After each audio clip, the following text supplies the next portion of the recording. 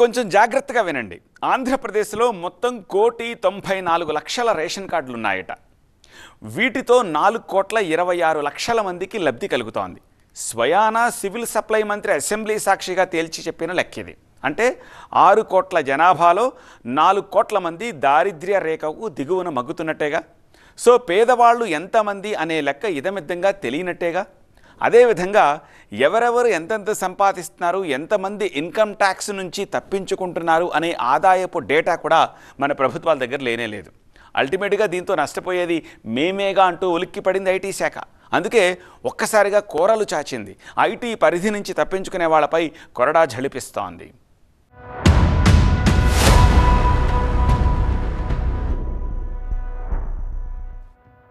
2018-2019 ఆర్థిక సంవత్సరంలో 19,319 కోట్లు, 2019-2020 ఆర్థిక సంవత్సరంలో 21,739 కోట్ల రూపాయలు, 2020-2021 ఆర్థిక సంవత్సరంలో 31,908 కోట్ల రూపాయలు, 2021-2022 ఆర్థిక సంవత్సరంలో 50,325 కోట్ల రూపాయలు. పన్ను ఎగవేతదారులతో కేంద్ర ప్రభుత్వానికి ఏటా జరిగే నష్టం ఇది.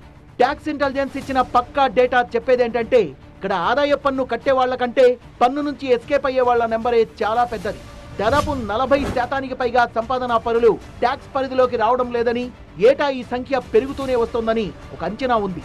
అందుకే ఎక్కడికి పోతావు పన్నువాడా అంటూ కొత్త చట్టంతో వేట షురూ చేసింది ఐటీ మంత్రిత్వ శాఖ. జల్సాలు, సోకులు, ఫంక్షన్లు, ఫారిన్ టూర్లు, ఖరీదైన నజరానాలు, ఏదైనా సరే బీరువాల్లో దక్కున్నా, ఓపెన్ గా దిగేసుకున్నా, ఐటీ డిక్లరేషన్ లో చూపించిన మొత్తానికి మించి ఏ ఖర్చు చేసినా ఇట్టే పట్టేసుకుంటాం, ఐటీ కోరలు బిగిస్తామని చూపుడు వేలుతో హెచ్చరిస్తోంది ఐటీ మంత్రిత్వ శాఖ. 24/7 నిఘా నేత్రం ఆన్లోనే ఉండబోతోంది. ఆడంబరాలకు పోయినా, ఫారిన్ టూర్ల ఫోటోలు నెట్లో పెట్టినా, భారీ స్థాయిలో బిగ్ ఫ్యాట్ వెడ్డింగ్స్ చేసుకున్నా అన్నింటి మీద మానిటరింగ్ ఉండబోతోంది. తస్మాత్ జాగ్రత్త, ఇన్కమ్ ట్యాక్స్ ఉచ్చు నుంచి ఇకపై ఎవ్వరూ తప్పించుకోలేరు. ఆదాయానికి మించి ఆస్తులున్నట్టుగా తెలిస్తే గతంలో ఎవరి మీదైనా, ఏదైనా సంస్థ మీదైనా ఐటీ దాడులు చేయాలంటే కోర్టు అనుమతి ఉండాలి. పర్టికులర్ ప్రొసీజర్ పూర్తయ్యాకే ట్యాక్స్ ఆఫీసర్లు నోటీసులు ఇస్తారు, కొరడా ఝులిపిస్తారు. కానీ ఇక మీదట అదంతా జాంతానాయి. నిర్మలమ్మ గత నెల 13న పార్లమెంట్లో ఆమోదింపచేసి సెలెక్ట్ కమిటీకి పంపిన కొత్త ఐటీ చట్టం ప్రకారం ఇన్కమ్ ట్యాక్స్ డిపార్ట్మెంట్ కి పుష్కలమైన స్వేచ్ఛ, స్వయం ప్రతిపత్తి వచ్చేస్తోంది. అనుమానం వస్తే చాలు, వారెంట్ లేకుండానే వ్యక్తుల డిజిటల్ ఆర్థిక సమాచారాన్ని పొందే లీగల్ అథారిటీని పన్ను అధికారులకు అప్పనంగా కట్టబెట్టింది కేంద్రం. ప్రస్తుతం ల్యాప్టాప్లు, హార్డ్ డ్రైవ్లు, ఈమెయిల్స్ మాత్రమే పన్ను అధికారులు చెక్ చేసే అవకాశం ఉంది. రేపు రాబోయే కొత్త పన్ను చట్టంలో డిజిటల్ రికార్డుల మీద ఫోకస్ పెట్టొచ్చు. వచ్చే ఏడాది ఏప్రిల్ 1 నుంచి అమల్లోకి రాబోయే కొత్త ఐటీ చట్టానికి బిగించిన ఈ కొత్త కోరలు కొత్తగా భయపెడుతున్నాయి. పన్ను ఎగవేతదారుల్ని ర్యాండమ్ గా వెతికిబట్టి ఆగా మేఘాల మీద నోటీసులు జారీ చేసే కొత్త వెసులుబాటు రాబోతోంది ఇప్పుడు ఐటీ వాళ్లకు. ఎవరైతే ట్యాక్స్ ఎగ్గొడుతుంటారో, ఆ ట్యాక్స్ ఎగ్గొడుతున్నారని చెప్పి ఇన్కమ్ ట్యాక్స్ డిపార్ట్మెంట్కి డౌట్ వచ్చిందనుకోండి, మీ క్లౌడ్ స్టోరేజ్, ఈమెయిల్ అండ్ అలాగే సోషల్ మీడియా అకౌంట్స్ని కూడా ఇన్కమ్ ట్యాక్స్ డిపార్ట్మెంట్ యాక్సెస్ చేయబోతుంది.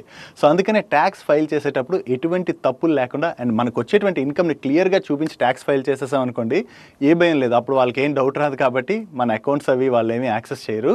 కానీ ట్యాక్స్ ఎవరైతే ఎగ్గొడతారో వాళ్ళ అకౌంట్స్ని అయితే యాక్సెస్ చేసి ఇన్ఫర్మేషన్ ఇన్కమ్ ట్యాక్స్ డిపార్ట్మెంట్ తీసుకోబోతుంది అన్నది గుర్తుపెట్టుకోవాలి. ఐటీ విధానంలో కొత్తగా వచ్చిన faceless dispute resolution system FDRS ద్వారా ఏమాత్రం మిస్ మ్యాచ్ అనిపించినా వెంటనే పసిగట్టి నోటీసులు వచ్చేస్తాయి. ఫర్ ఎగ్జాంపుల్, ఒక సుబ్బారావు ఏదైనా ఫైనాన్షియల్ ఇయర్ లో 2 లక్షల ట్యాక్స్ ఎగ్గొట్టినట్టుగా వాసన వస్తే చాలు, మొదటగా అతగాడి సోషల్ మీడియా మీద, వాట్సాప్ చాట్ మీద నిఘా పెడుతుంది.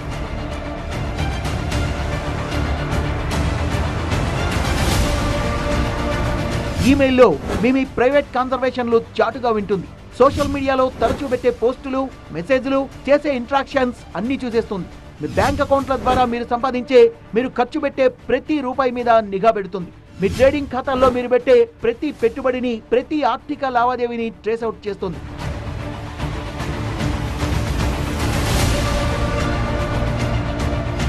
మన పర్సనల్ డిజిటల్ లైఫ్ లోకి చొరబడి మనకు సంబంధించిన ఏ డేటానైనా సేకరించే ఈ అరుదైన వెసులుబాటు ఇంతవరకు హోంమంత్రిత్వ శాఖకు మాత్రమే ఉండేది. ఇప్పుడు ఐటీ వాళ్ళకు కూడా ఇటువంటి యాక్సెస్ దొరికేసింది. ఎప్పుడెప్పుడు ఎక్కడెక్కడ ఏ దేశాల్లో మీరు విహారానికి వెళ్లారు, ఎక్కడ ఫోటోలు దిగారు, ఎక్కడ ఎంతెంత డాలర్ ట్రాన్సాక్షన్లు చేశారు, మీకు మాత్రమే తెలిసిన ఈ సమాచారం అశాంతం ఐటీ వాళ్ళ కంప్యూటర్స్ లోకి వెళ్ళిపోతుంది. మీరు ఎంత పన్ను ఎలా ఎగవేస్తూ వస్తున్నారో అనా పైసలతో సహా లెక్కలేసి చెప్పే కొత్త వ్యవస్థ ఇది. దీనివల్ల అవస్థలు ఎవరెవరికి. టిగేసుకునే ఆభరణాలు, విచ్చలవిడిగా ట్యాక్స్ తో నిమిత్తం లేకుండా చేసే వితరణలు, అయిన వాళ్ళ నుంచి జరిగే ఆస్తుల కొనుగోళ్లు, చాటుమాటు వ్యవహారాలు దాదాపుగా లేనట్లే. పైగా బ్యాంకుల్లో బంగారం తనఖా పెట్టి లోన్ తీసుకోవాలంటే ఇప్పటి వరకు లెక్క అడిగేవాళ్లు కాదు. కానీ ఈ బంగారం అంతా ఎక్కడిది అని ఇకపై ఆరా తీయబోతోంది ఆర్బీఐ. సో మన సంపాదన, మన ఖర్చుపై ఇకపై గోప్యత లేనట్టే లెక్క. పౌర విమానయానాన్ని సులభతరం చేసేందుకు ఇటీవలే డిజి యాత్ర యాప్ ను ఇంట్రడ్యూస్ చేసింది డీజీసీఏ. ఆధార్ కార్డ్ ద్వారా ఈ యాప్ లో రిజిస్టర్ చేసుకుంటే ప్రతి ఎయిర్పోర్ట్ లోకి ఈజీ యాక్సెస్ పొందొచ్చు. ఇప్పుడు ఈ డిజి యాత్ర యాప్ కూడా మీ ప్రయాణ ఖర్చుల్ని బయటికి లాగబోతోంది ఐటీ శాఖ. మోతాదుకు మించి విమాన టికెట్లు కొన్నా, రిపీటెడ్ గా బిజినెస్ క్లాస్ లో ప్రయాణించినా ఐటీకి అన్నీ తెలిసిపోతాయి. ట్యాక్స్ ఎగవేతదారుల్ని వెంటాడి వేటాడడం కోసం ఏ ఒక్క మార్గాన్ని వదిలిపెట్టకూడదని కంకణం కట్టుకుంది ఐటీ డిపార్ట్మెంట్. సో ఇకపై ఆదాయ పన్ను పరిధిలోంచి తప్పించుకునే మార్గాలన్నీ దాదాపుగా మూసుకుపోయినట్టే. నిర్ణీత వేతనాలు తీసుకునే ఉద్యోగస్తులు ఎలా అయినా ఐటీ పరిధిలోకి వచ్చేస్తారు. ప్రభుత్వ అధికారులు, కార్పొరేట్ బిజినెస్ మెన్ కూడా ఐటీ లెక్కల్లో ఉంటారు. కానీ అసంఘటిత రంగంలో ఉంటూ పరిమితికి మించి ఆదాయాన్ని ఆర్జిస్తూ పన్నుకు దూరంగా తప్పించుకు తిరిగే కోట్లాది మంది వ్యాపారస్తులే ఐటీ శాఖకు టార్గెట్లు కాబోతున్నారా? పైలా 25గా ఖర్చు పెట్టేస్తే పిచ్చ కోటింగ్ గ్యారంటీ అంటోంది ఐటీ శాఖ. దొరికితే దొరికిన ఒక్కసారే కానీ లైట్ తీసుకుంటారేమో. ఒక్కసారి డిఫాల్టర్గా మారారా మళ్ళీ బ్యాంకులో లోన్లు పుట్టవని గుర్తుపెట్టుకోండి. పైగా ఐటీ మీద ఆర్టిఫిషియల్ ఇంటెలిజెన్స్ తోటి నిఘా పెడతారట. సప్త సముద్రాల అవతల దాక్కున్న పట్టుకొచ్చి నిలబెడుతుందట. కాకపోతే మనకున్న వ్యక్తిగత గోప్యత మీదే డౌట్లు, వాటి మీదే ప్రతిపక్షాలు చేస్తున్నాయి ఫీట్లు.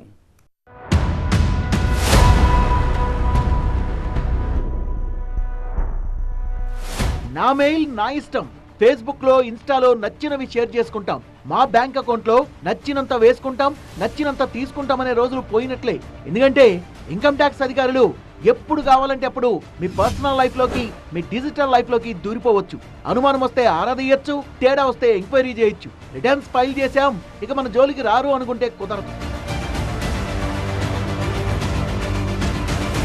ఇప్పుడు నడుస్తోంది డిజిటల్ సెకప్. ఆన్లైన్ నగదు లావాదేవీలదే జోరు. చిన్న మొత్తం ట్రాన్సాక్షన్ల టుంచితే భారీగా జరిగే నగదు బదిలీలపై నిఘా ఉంచబోతోంది ఐటీ శాఖ.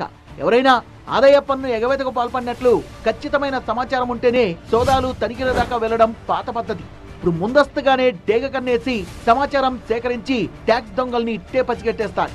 ఇలా నిఘా పెంచడానికి ఐటీ వాడుకోబోయే కొత్త అస్త్రం పేరే ఆర్టిఫిషియల్ ఇంటెలిజెన్స్. ఎస్, ఇప్పటి వరకు బ్యాంకింగ్ సెక్టర్ లో కూడా పెద్దగా చొరబడని ఏఐ ఇప్పుడు ఐటీలోకి ఎంట్రీ ఇవ్వబోతోంది. ఇన్కమ్ ట్యాక్స్ లెక్కల కోసం డేటా మైనింగ్, ఆర్టిఫిషియల్ ఇంటెలిజెన్స్ ని విస్తృతంగా వాడబోతున్నట్టు స్వయాన ఆర్థిక మంత్రి గారే సెలవిచ్చారు. ఎగవేతదారుల్ని పసిగట్టడం, ఐటీలో ట్రాన్స్పరెన్సీని పెంచడం, ఇది టార్గెట్. ఇందుకోసం ఏఐ టెక్నాలజీకి సంబంధించిన అనేక టూల్స్ వాడుకలోకి రాబోతున్నాయి. ఎలాంటి సందర్భంలో మీ ఖర్చుని పన్నువారి ఆదాయంగా పరిగణించాలి, ఏ నిబంధన కింద పన్ను చెల్లింపుల్లో కలపాలి, ఇవన్నీ కూడా ఏఐతోనే తేలిపోతాయి. ఐటీ అధికారులు ఇన్నాళ్లు మాన్యువల్ గా చేయలేని పనిని ఏఐ ఇట్టే పూర్తి చేస్తుంది. సో ఐటీ రాడార్ నుంచి తప్పించుకునే వీలు లేకుండా చేస్తోంది. ఒకప్పుడు ఐటీ శాఖ నుంచి నోటీస్ వస్తే ట్యాక్స్ ఇన్స్పెక్టర్ ని కలిసి కనీసం ఎక్స్ప్లెనేషన్ ఇచ్చుకునే ఛాన్స్ అయినా ఉండేది. కానీ ఇక మీదట ఆ మాత్రం గ్యాప్ కూడా ఇచ్చేలా లేదు. ఆర్టిఫిషియల్ ఇంటెలిజెన్స్ పాయింట్ ఆఫ్ లోకి వచ్చేకల్లా ఇది ఎలా హెల్ప్ అవుతుందంటే, ఇప్పుడు ఒక పర్సన్ ఉన్నారు, ఆయనకి ఒక ఇన్కమ్ కాకుండా 2-3 ఇన్కమ్స్ ఉన్నాయనుకోండి, కానీ అన్నిటికీ ట్యాక్స్ చూపించట్లేదు. హౌ టు ఐడెంటిఫై ఆయన ఇన్కమ్ ఆయన దగ్గర నుంచి ఆయన దగ్గరే ఉందా, లేదంటే వేరే వాళ్ళు తెలిసిన వాళ్ళు, లేదంటే అదర్ కనెక్షన్స్ నుంచి డైవర్ట్ చేశారా, ఎలా తెలుస్తుంది? పర్పస్ఫుల్గా ఒక పాయింట్లో హెల్త్ కని తీసుకుని మళ్ళీ ఫేస్బుక్ పోస్ట్లోనో అదర్ పోస్ట్లోనే వెంటనే ఎక్కడికో స్విట్జర్లాండ్లోనో అదర్ ప్లేసెస్కి వెళ్ళినట్లు కానీ తెలిస్తే ఏమవుతుందంటే, వీళ్ళు ఇంటెన్షన్గా తీసుకుని ఆ లోన్ని డిఫాల్టర్స్గా అయ్యే ఛాన్సెస్ ఎక్కువ ఉంటాయి. దీన్ని ఎలా కనిపెట్టాం? వాళ్ళు ఇచ్చే డిక్లరేషన్లో వాళ్ళు చెప్పిన దానికి వీళ్ళు చేసిన దానికి టాలీ ఉండదు. అందుకనే ఆర్టిఫిషియల్ ఇంటెలిజెన్స్లో కంప్లీట్గా ఒక గ్రాఫ్ బేస్డ్ మోడల్ ఎలా క్రియేట్ చేస్తుందంటే, ఈ యొక్క డాట్స్ అన్నింటినీ కనెక్ట్ చేసుకుంటూ వెళ్ళిపోతుంది. గతంలో అమల్లో ఉన్న ఐటీ ఫైలింగ్ ట్రాకింగ్ కి ఇక మీట రాబోయే ట్రాకింగ్ కి అస్సలు పొంతనే లేదు. ఎక్కడ దాక్కున్నా పట్టుకొచ్చి నిలబెట్టబోతోంది ఏఐ టెక్నాలజీ. కానీ ఇంతటి నిఘా నుంచి కూడా తప్పించుకోవడానికి కొత్త కొత్త మార్గాల్ని వెతుక్కుంటారు పన్ను ఎగవేద్దారులు. Tax avoiders still might bypass the system. ఎట్లా అంటే షెల్ కంపెనీస్ క్రియేట్ చేసి, ఆఫ్షోర్ కంపెనీస్ క్రియేట్ చేసి వాటి ద్వారా మనీ రూట్ చేయటం. వాళ్ళు యాక్చువల్గా బిజినెస్ చేస్తారు కానీ అగ్రికల్చర్ ఇన్కమ్ కింద రిపోర్ట్ చేస్తారు, దాన్ని ట్రాక్ చేయాలి. ఎందుకంటే అగ్రికల్చర్ ఇన్కమ్ అనేది మన దగ్గర ఎగ్జామ్ట్ కాబట్టి. And cash transactions and there is a concept called circular trading. ఒక ట్రాన్సాక్షన్ అట్లా రొటేట్ అవుతూ ఉంటుంది. కాకపోతే యాక్చువల్గా క్యాష్ చర్న్ అనేది ఎవ్రీ టైం క్యాష్ ఫ్రెష్గా చర్న్ అవుద్ది. బట్ ఆన్ బుక్స్ మాత్రం ఈ కంపెనీలు 3 కంపెనీలు 4 కంపెనీల మధ్య సర్క్యులర్ ట్రేడింగ్గా ఒక ట్రాన్సాక్షన్ జరుగుతూ ఉన్నట్టు చూపిస్తారు. స్టాక్ మార్కెట్ మ్యానిపులేషన్ చేసి ఈ కంపెనీని మేము టేక్ ఓవర్ చేస్తున్నాం, ఆ కంపెనీని మేము టేక్ ఓవర్ చేస్తున్నాం అని చెప్పి పెన్నీ స్టాక్స్ని కూడా హై అమౌంట్స్తో కొనేటట్టుగా చేసి స్టాక్ మార్కెట్ మ్యానిపులేషన్ వల్ల కూడా పెన్నీ స్టాక్స్ లాండ్రీ మనీతో చేసే కేసెస్ కూడా ఉంటాయి. అండ్ చారిటీస్కి డొనేట్ చేసి, ట్రస్ట్కి డొనేట్ చేసి మ్యానిపులేట్ చేసేది కూడా ఉండే అవకాశం ఎక్కువ ఉంది. ఇప్పటికే అమెరికా లాంటి అడ్వాన్స్డ్ కంట్రీస్లో ఏఐ తరహా ఎక్స్పెరిమెంట్ అమల్లో ఉంది. కానీ మన వాళ్ళ దగ్గర టెక్నికల్ బగ్స్ ఏమైనా వస్తాయా అనేది మరో డౌట్. అందుకే కొత్త ఐటీ చట్టంలో ఆధునిక సాంకేతికత వినియోగంపై విపరీతమైన కసరత్తు జరుగుతోంది. ఎగవేతదారులపై కొరడా చలిపించడం ఐటీ వాళ్లకు కొత్తేం కాదు.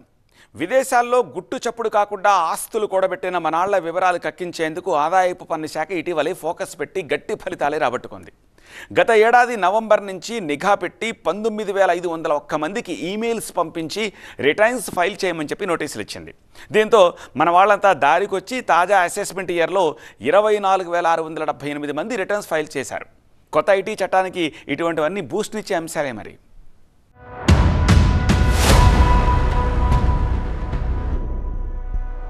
కొంచెం తెక్కుంది కానీ దానికో లెక్కుంది అంటూ అట్లగాడ తిరిగేస్తోంది ఇన్కమ్ ట్యాక్స్ డిపార్ట్మెంట్. కొత్త ఐటీ చట్టంతో ఎలా కొడతామో, పన్ను ఎగవేతల్ని ఎలా అరికడతామో చూడండి అంటూ హెచ్చరిస్తోంది.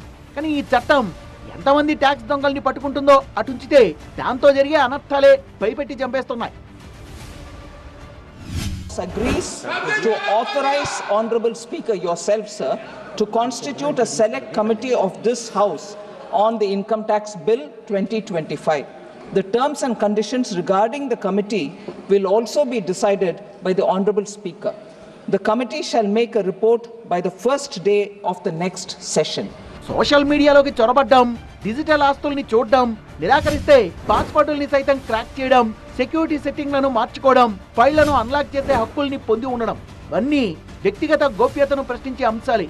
మరీ ముఖ్యంగా చట్టంలోని క్లాస్ 1 ద్వారా ఐటీ అధికారులకు దక్కిన అధికారం మరీ బెంబేలెత్తిస్తోంది. మీ ఇళ్లలో, మీ స్థలాల్లో ప్రవేశించి సోదా చేసి లాకర్లు, బీరువా సేఫ్లు పగలగొట్టే హక్కు కూడా ఉంటుంది. ఇంకాస్త సింపుల్ గా చెప్పాలంటే పన్ను చెల్లింపుదారులకు చెందిన వర్చువల్ డిజిటల్ స్పేస్ లో స్టోర్ చేసిన డేటాపై ప్రభుత్వానికి పూర్తి అధికారం ఉంటుంది. ఇదే కొత్త ఐటీ బిల్లును వ్యతిరేకిస్తూ ప్రతిపక్షాలు, పౌర హక్కుల సంఘాలు మేలుకున్నాయి. పన్ను అమలు పేరుతో అధికారాన్ని దుర్వినియోగం చేసే అవకాశం ఉందనే ఆరోపణలు వెల్లువెత్తుతున్నాయి.